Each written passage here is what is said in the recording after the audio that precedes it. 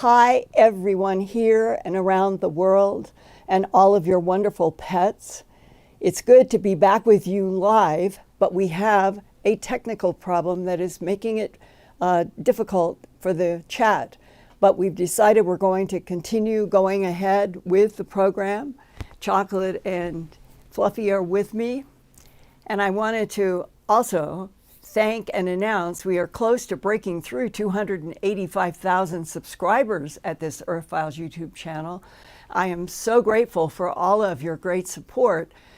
It was a whole month ago that I returned home from Los Angeles to Albuquerque after speaking at the February 2025 Conscious Life Expo. But I came back really sick and tested positive for both influenza A and strep throat. And that double whammy caused serious pain and the loss of my voice for nearly a whole month. And that's why this is my first live Earthfiles broadcast back since early February. And I'm so sorry that we now have a chat tech problem, but we're going to continue. There's lots of science news, including tomorrow night, March 13th to 14th of this year will be the first blood red total lunar eclipse since 2022. NASA and astronomers released this illustration of what the blood red total lunar eclipse could look like. And this total lunar eclipse will gradually begin at 4:55 UTC time in that upper right, which is 11:26 Pacific, right before midnight Pacific Daylight Time. And it will evolve over 65 minutes, of an hour and 5 minutes. This image illustrates the changing gray moon to orangish red light and back to gray as the total lunar eclipse unfolds. NASA will monitor this March 2025 total lunar eclipse on YouTube, where you'll be able to see NASA illustrations from its scientific visualization studio, like this one that shows, quote, long red wavelengths of light after passing through Earth's atmosphere projected onto the moon, turning the lunar surface reddish orange. The last total lunar eclipse was in 2022, close quote.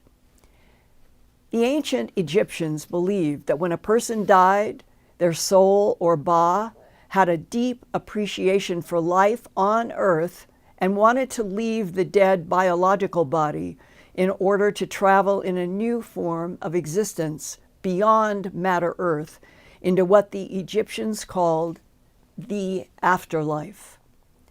Egyptian scholars point to all the historic time and effort put into building pyramids, mummies, and sarcophagi for the afterlife.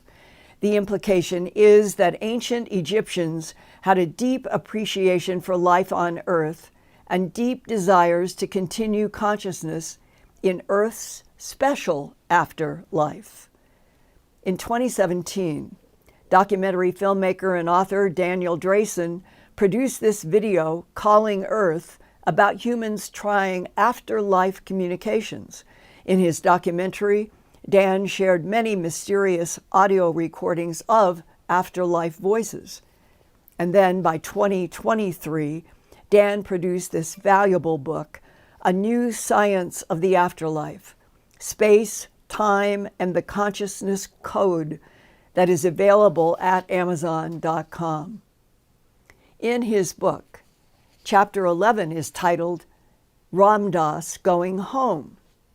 Ram Dass was the famous 20th century American spiritual teacher who once said, quote, when you die, you take everything with you but the body, close quote. And now even the Pentagon, with CIA approval, has finally approved release of this historic 29-page classified report dated from June 9th, 1983, 42 years ago, to the Commander, U.S. Army Operational Group, Fort Meade, Maryland, and approved for release by the Central Intelligence Agency, the CIA. The UK Daily Mail was one of the first media to report this official Army and CIA release on December 6, 2024. Quote, "Secret Pentagon study hints at reincarnation being real after finding consciousness never dies. Consciousness is energy, and it exists outside of our understanding of reality. And energy never dies." Close quote. This page is one of the 29 classified gateway process pages released. The bottom paragraph attributed to U.S. Army INSCOM states, quote, "The recently resurfaced U.S. Army intelligence report presents an abstract explanation of how consciousness is created through the brain's processing of energy in the physical world, transforming it into what U.S. Army Lieutenant Colonel Wayne McDonnell compares to a hologram labeled Consciousness Energy Grid."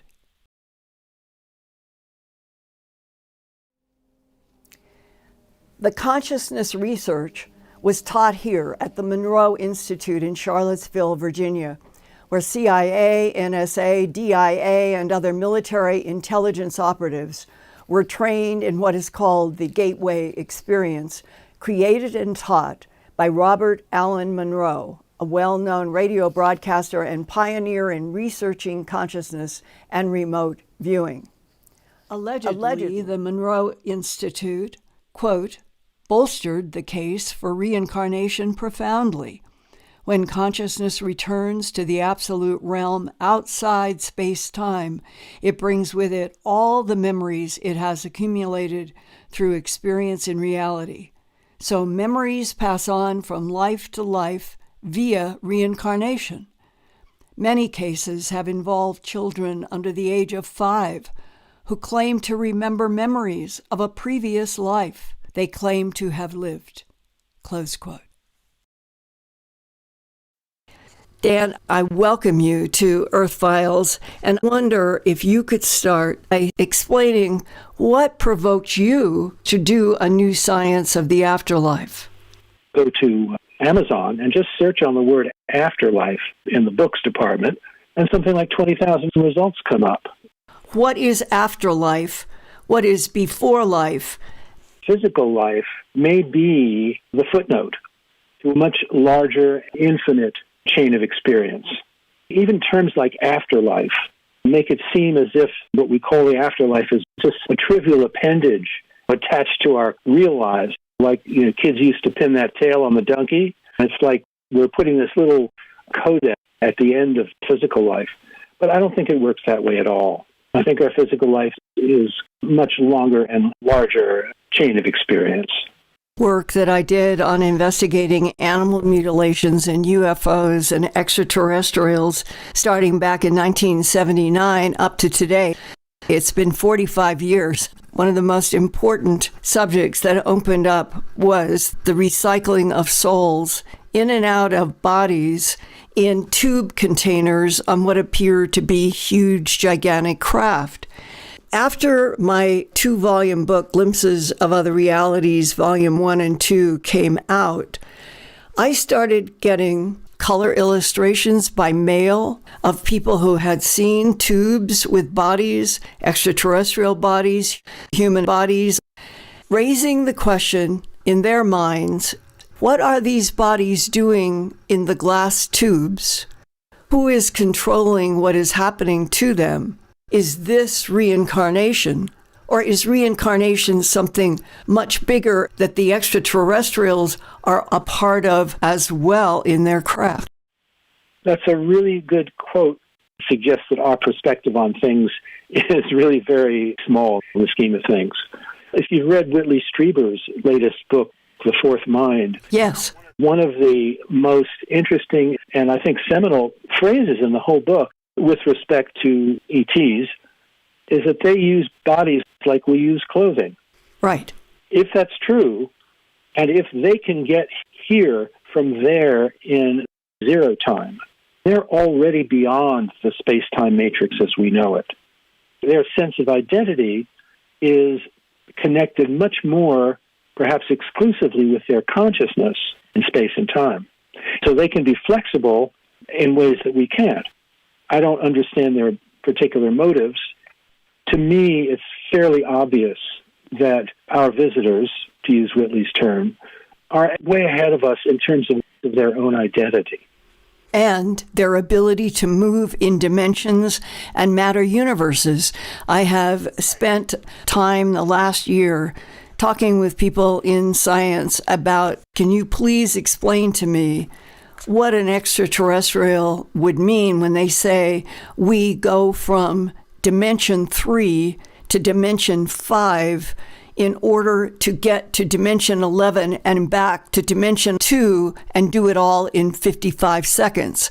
And that means they are able to manipulate time, space, and dimensions through some kind of resonant frequency. And that this is an entirely different physics of transportation than we humans have now. Right. If they are so advanced, if they can jump dimensions, why are they even interested in Earth in dimension 3? That there is a faster genetic process here? That's a good question. I would say whether they can manipulate different levels of time, space, and energy versus navigate them would be one question. The other question would be their relationship to the various evolutionary stages of biology. Here on Earth, we're kind of in the middle of the spectrum. Presumably we will continue to evolve. And I'm sure that when we finally transcend time and space, whether it's a continuation of this planet or some other realm, that we will look back on Earth life now as just a stage in evolution. There's nothing absolute about who we are, where we're at. That's my perspective. I think the fact that we're being visited by so many of these other races and biological types, including apparently some very human types, the bottom line is that we're just beginning to peek behind the facade of reality that we have inherited, been perpetuating with our sciences. But I think that's beginning to change now. There's going to be a certain amount of disorientation as we confront the existence of reality. In my book, I hope to deal with the most personal aspect of that, which is our own passing between the physical and the non-physical, which is a natural process. If our lives went on for 1,000 years, we'd still have to deal with the ending of those lives. Right. And our perception and our appreciation of time tends to be relative to our lifespan. So perhaps if our lifespan were 1,000 years, we'd be carping about how short it is. What if there is another box in which all of this is embedded, and that box is more of an infinite time in which the tall whites, for example, have been in communication with people in our government, in security, in intelligence, and they talk about choosing to live lives that are 550, 850 years long, enormous time scales, of which we humans on Earth might be just one experiment. Right. And that has always intrigued me because we are a complicated species. If they are responsible for manipulating DNA and already evolving primates to create us, what is it that they are looking for?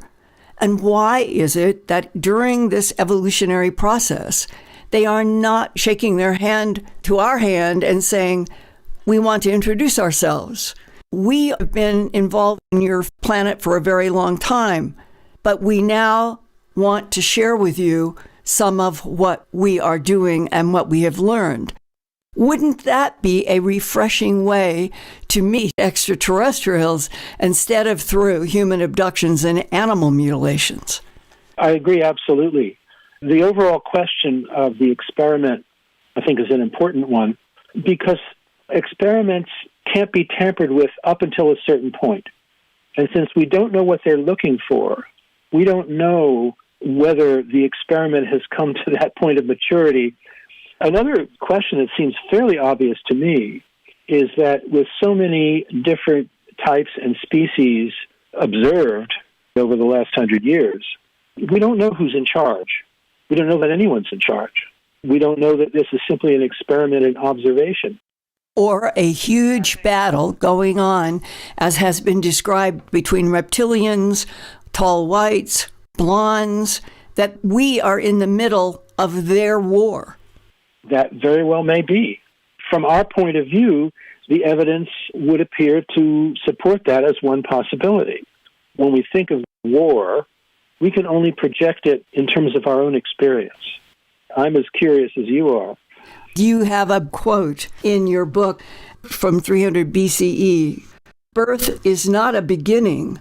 Death is not an end. There is existence without limit. There is continuity without a starting point. Close quote. I'm glad you brought that up, because the more we focus on the question of time, the farther we get from experiencing what's beyond time. Eternity is not just an infinite extension of time. It's completely and utterly different. We as humans are accustomed to thinking in terms of beginnings and ends. It's a practical necessity. But all the beginnings and ends that we can experience or observe take place within an infinite framework of space and time. Infinite means no limits. And it's actually impossible to grasp intellectually. It is possible to grasp experientially. And I wonder if I have had an experience similarly and had not thought of it exactly this way, but it may be similar. And that was sort of a meditation, just floating with a certain sense of being in ancient Egypt. And that suddenly it was as if I were not propelled, but moved to a different vantage point, and that something communicated in my mind. This is where you originally came from. And I was seeing something that was not like a Webb telescope photograph of 3 trillion stars. It was as if you would take sheets of stars, and that the sheets of stars were piled one on top of the other. I've never seen anything like it in this universe. Along with seeing the sheets of stars came this thought. This is infinity. My God, I'm not even in the universe that I thought I was in. Right. It sounds to me like contents of infinity beyond what we identify as the physical universe. You were seeing multiple universes depicted as two-dimensional sheets, because that's how we need to perceive things. But different universes can exist simultaneously in the same space, separated by things like frequency, and also what we think of as the fundamental constants of our universe. For example, when physicists look at smaller and smaller scales of what we believe to be matter, they find that there's nothing but energy and empty space there, but certain fundamental constants, like the charge of an electron or magnetism. When you get down to that level, you can't explain it, why these constants are exactly what they are. Those fundamental constants have no antecedent. They're simply there as primary realities. If you change those constants the slightest bit, you create a different universe that is completely out of communication with the first universe. You change the constant again, and you get a completely different universe that is completely unaware of the first two, and that cannot be analyzed. What's primary comes from the universal consciousness of infinity. Why do you think that something wanted me to see different universes? I think probably you with a capital Y. Your higher consciousness was ready to integrate that with your human consciousness. And then I come back from an experience like that, and I'm in a planet where humans are fighting each other, that abductees say they're being taken for sperm and eggs for genetic manipulation projects going on with ETs, that there are battles between reptilians, tall whites, Nordics, grays, a long list, And I think, is this the same universe that I was shown in sheets of stars? And if so, why? Why would there be so much violence and conflict in this universe? If I could answer that, I would. But isn't that where this all comes down to? Is that we are puzzled by the fact that we have not been even introduced yet as a species to the extraterrestrials that interact with and harvest our planet and our solar system. Why is that? I suspect that small numbers of humans are interacting with them. Secret government efforts, secret space program, that sort of thing. There's probably something like that happening. I know personally accounts of the United States government working with extraterrestrial factions. Yeah. It's a conflict concern. I could speculate almost in a cynical way and say, well, this is an experiment in how far conflict can go to generate certain energies without destroying the system itself. You and I both are friends with Kenneth Ring, PhD, Lessons from the Light. Yes, Ken is a near neighbor of mine here in the San Francisco Bay Area.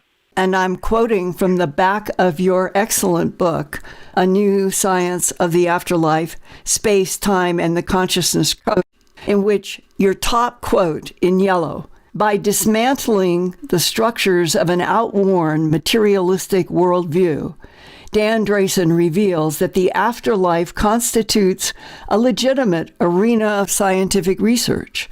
This groundbreaking book provides solid grounds for believing that death is anything but a dead end, close quote. Because it's not a dead end. So much objective evidence of that. Reincarnation, for example, as you know, has been studied for over 50 years at the University of Virginia. Thousands of cases studied. Page 73 in your book, you have the important quote from Alexander McRae, experimenter, an electronics engineer, developed speech enhancers for NASA's space shuttle. And he said, quote, "My research has convinced me that there is another dimension to our existence, and that includes life after death," close quote. You would think the afterlife would include all of the extraterrestrials as well as Homo sapiens sapien. In other words, all biological life in the universe should be in that category of afterlife. That's a good point. And in fact, many people who have reported back from the afterlife, either having had near-death experience or communicating through mediums, said that there are many levels to the afterlife. And once we go over and acclimate ourselves to a new mode of existence, we are free to travel and visit any number of extraterrestrial societies. And we can observe apparently undetected. We can interact if we want. We can observe these other civilizations as potential points of reincarnation if we so choose. Our existence at all points is a place of learning, of questioning, of experience, amassing experience. In a way, experience, you might call it the fuel of consciousness. And different spheres of reality and different planets and different universes offer an infinite variety of experience. I think each of us as souls, potentials that guide us in our choice of our greater trajectory. And I think when you begin to see the extent of that, the more we see the range of the nature of reality, the healthier our perspective on our particular focus at this time, which is, of course, Earth and our incarnation here at this time. But what we take to be the present moment is only the present moment from a particular perspective. In a sense, we create the present moment by our observing it. And no two of us have the same experience and the same observations or the same questions. It's reminding me that Robert Monroe called me 2 days after his wife died. I was in Philadelphia, and he and I had talked, I think introduced by people who were interested in reincarnation for humans, reincarnation for ETs, all of that. There had been some discussion. And I was so surprised when he said, "I wanted you to know," and he referred to his wife, she had died, and that he had gone out to a part of the cosmos where somehow they had some kind of an agreement, and that he had met her there. and communicated with her. I believe he called it level 23. Many people have reported it. We don't know how it works. I myself have met a man who I later learned had been dead for 2 years. He was perfectly solid, strong handshake, as I recall. The bottom line is that we're just beginning to get a sense of how the greater reality works. Right. It's not limited to our space-time coordinates and principles. It's a good deal larger than that, but we have to integrate it step by step. We can't just be thrown into it. When we leave this life and go over to what's called the other side, there's an orientation process that just about everyone needs to go through to learn how to exist in a different framework, where the fabric of reality is consciousness. And so it's much more responsive to our thoughts and wishes and fears and questions and so on. And so there we take more direct responsibility for our experiences and our thoughts and our state of mind. There has to be a period of acclimation and orientation. As far as meeting loved ones, this is a little off the question, but for the past 6 years, I've been working with an amazing team of mediums, and I've had some really interesting experiences in connection with that. Go to a website called cosmicvoices.network. And that's Cosmic Voices, one word, .network. And just check out the messages page, and I think you'll see a variety of accounts of people's transition to the other side and how that links up with their personal identity, their personal experiences, and also how they look back on their physical life, which is really intriguing. Well, this has been fascinating, Dan, and whether on this matter side or another matter side, wherever we meet in, what should we say, the subatomic world, and stare at the sheets of stars. Thank you, Linda, so much.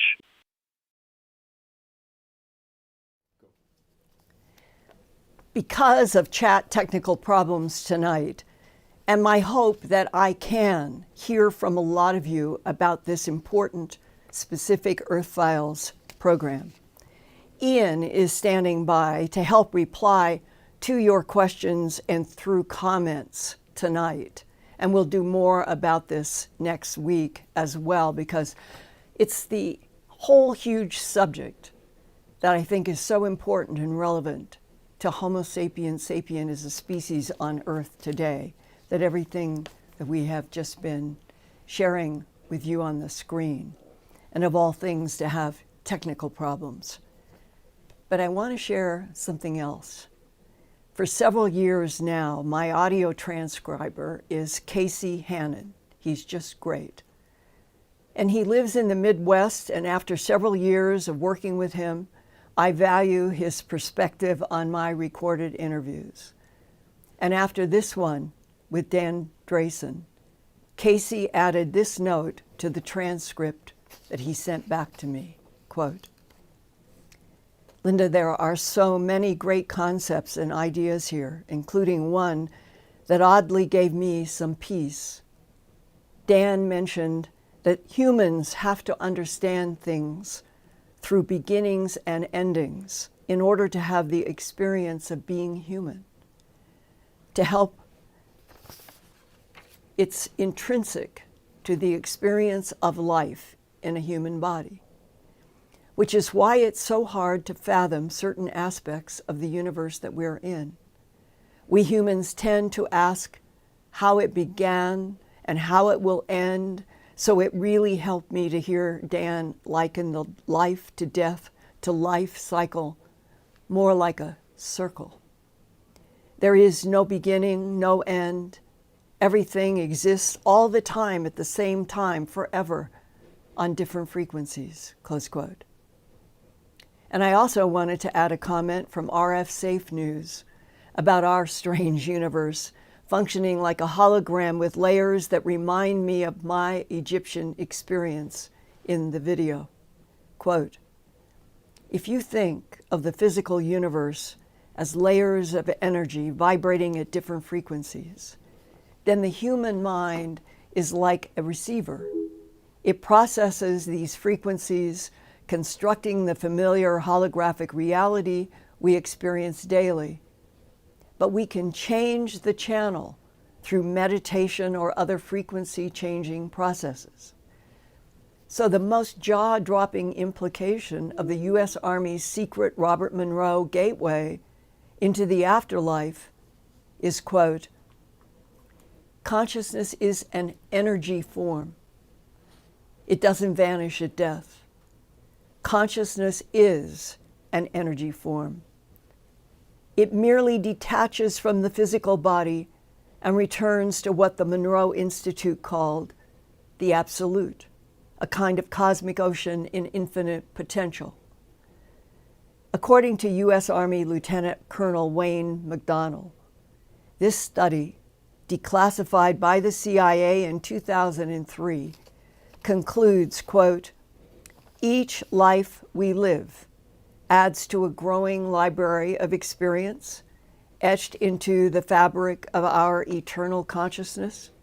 And when we re-enter new physical forms, those memories remain latent, sometimes surfacing, especially in young children who have not been fully conditioned by their current life circumstances, close quote. And in an upcoming Earthfiles.com YouTube channel broadcast, I'll also report about a puzzling aspect of UFO abductions, in which the abductees describe seeing human and non-human bodies in glass tubes. And if you want details now, please see My Glimpses of Other Realities, Volume 2. And on page 290 is one of those illustrations that was in the video, and hard here because it's white pages, of many bodies in these tubes on big craft. And it's in a 106-page chapter about this phenomena that I would imagine that most of you have not heard anything about. And yet, when you get deeper and deeper into the abductions, then this is material that you do encounter over and over. The big picture, endless infinity, consciousness. Consciousness is the interface between us as a life form and the consciousness of the cosmos. And this is why there's an afterlife, because the soul energy does not die. It's really important at this time on Earth. And I bow to you with respect and thank you for your patience. I thought we were ready to go, and here we have technical problems. But Ian is standing by, bless his heart, in England, and I think if everything is working between that system and now, that we should hear Ian Halling, my sidekick on these shows. Ian, are you there now? Yes, I am, Linda. Could you hear me? It's Yes. good to see you back.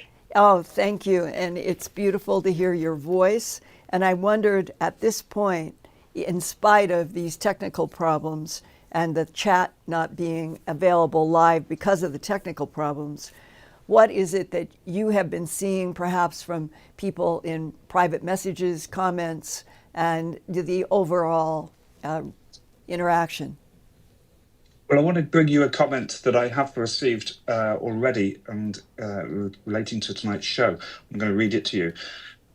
The timing on this show is something that I don't believe is a coincidence, as I lost my sweet soul cat named Buddy 3 weeks ago. Oh, He so was sad. with me for 14 years. A few days ago, I asked him to take a photo with me. I snapped a few selfies and saw nothing until I zoomed in on the reflection of my glasses.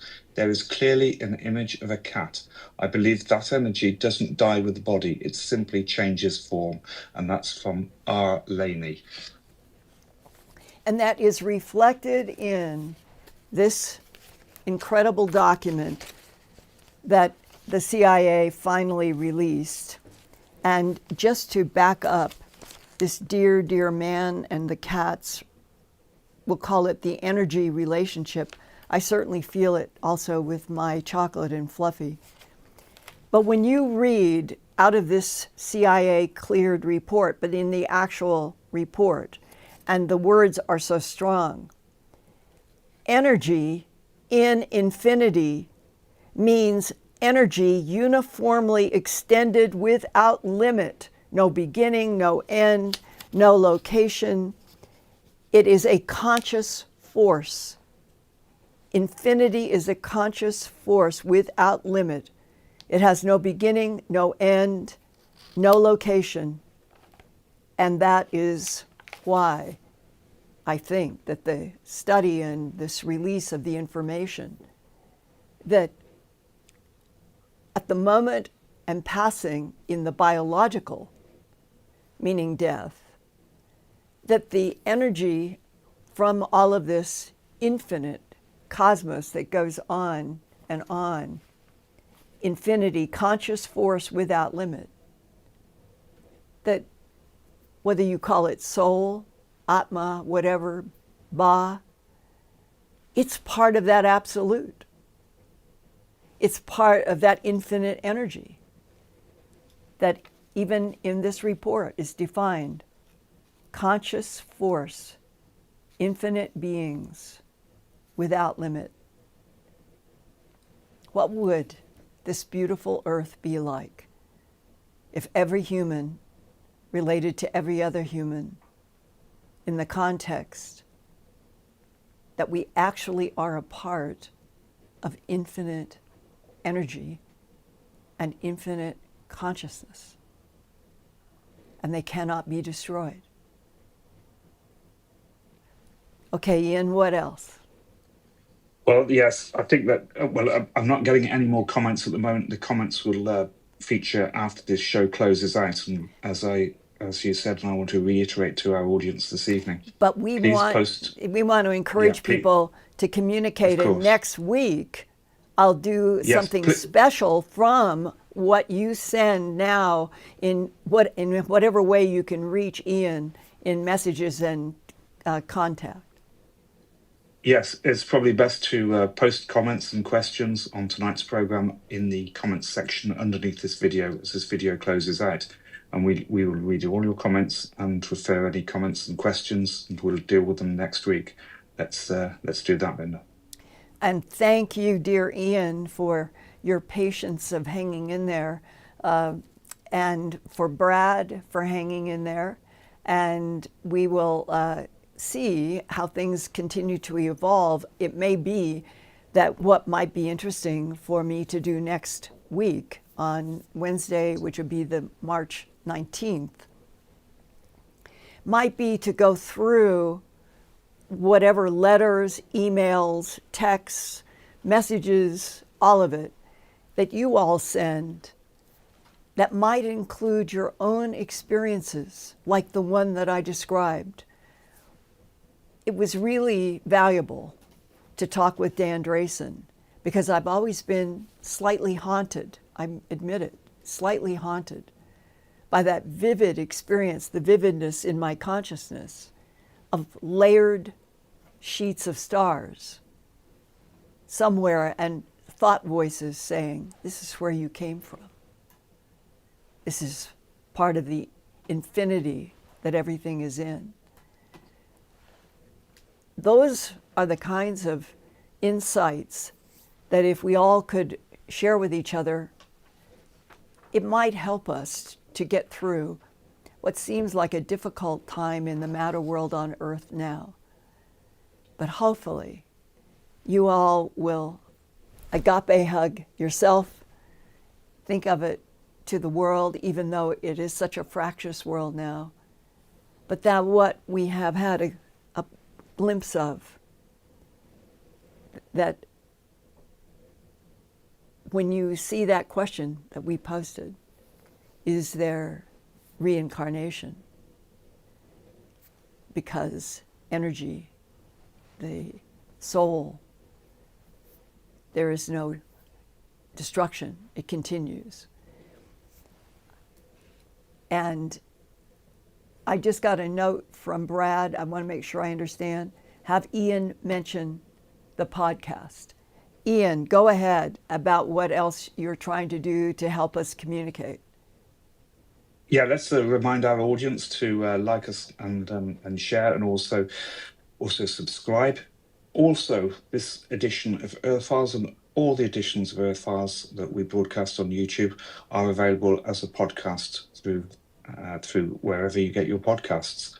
And so people can listen to us through podcasts. And right now, there can be Earth files. You can email earthfiles.com. And is there any other route for texts and emails? Yes, email us at earthfiles@earthfiles.com. And you can email me directly as well, or CC me in on the email specifically at ian@earthfiles.com. And let's just say, Linda, as well, we specifically want to hear from any people who have personal experiences with the ET section of this, the feature of the glass tubes. If people have had any experiences with those during their ET contact, and the reincarnation and the subjects that we've raised tonight, I'd be very interested to hear from you if you have personal experiences that you can relate to as well. And I've had my buddy Chocolate come and give. He loves to interact when we turn the lights on. The cats react to our lives with keys and cues that they pick up from us. And I often think about that. We can pick up sometimes cues better from our pet, cat, dog, than we humans do with each other. And that it is so important to continue trying to go more deeply and to understand some of these aspects of the universe that we're in, and the kind of blessed soul creatures that we are. And that I hope next week we won't have any technical problems, and that I look forward to getting as much information as you can channel through Ian and through Earthfiles YouTube channel. And my email directly is earthfiles@earthfiles.com. And we could start a kind of dialogue about your reactions inside your own self, about experiences that you have had that may have been like mine, suddenly something coming in like a movie and information coming in. And that is part of what Dan Drasin, in his afterlife research that he has run into. And it's important, it's a level that for some reason in the booming, buzzing 8 billion Earth files, or Earth that we're in now, that my Earth files, I try to keep reaching and interacting with what's happening around the Earth, that we are somehow still almost like fledgling, in that our consciousness is capable of doing so much more and communicating at profound levels, and that maybe out of discussions with each other, like tonight and next week and afterwards, it may be that it suddenly opens up something in each of you, and you will have suddenly like a bolt of light that comes into your mind, and it has images, sometimes symbols, sometimes sounds. And once you've had one of those experiences, like I did with the folded sheets of stars, it never leaves. It's always there, like a connection, an anchor to something that I have and other people that I have talked to and read about. And there is a kind of, as Casey, my transcriber, it made him feel more at peace to think about us as part of this gigantic, cycling, infinite process that is so much deeper and greater. And in a way, it shifts from awe to excitement when I think about investigating more, sharing more, learning more, as we are now getting beyond 8 billion people on this planet, how much better it might be if we could understand and communicate with each other without fighting and without wars. That's got to be a bottom line of one of the goals of consciousness. And on that note, on this night, with my cats, with us being able to share, even without the chat, but I miss the chat.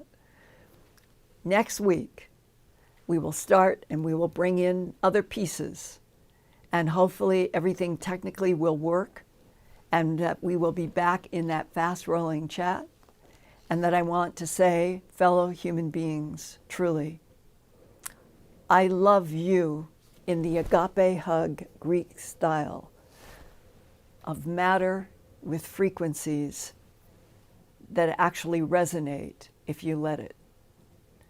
And on that note, here a huge agape hug. And I'll see you next week.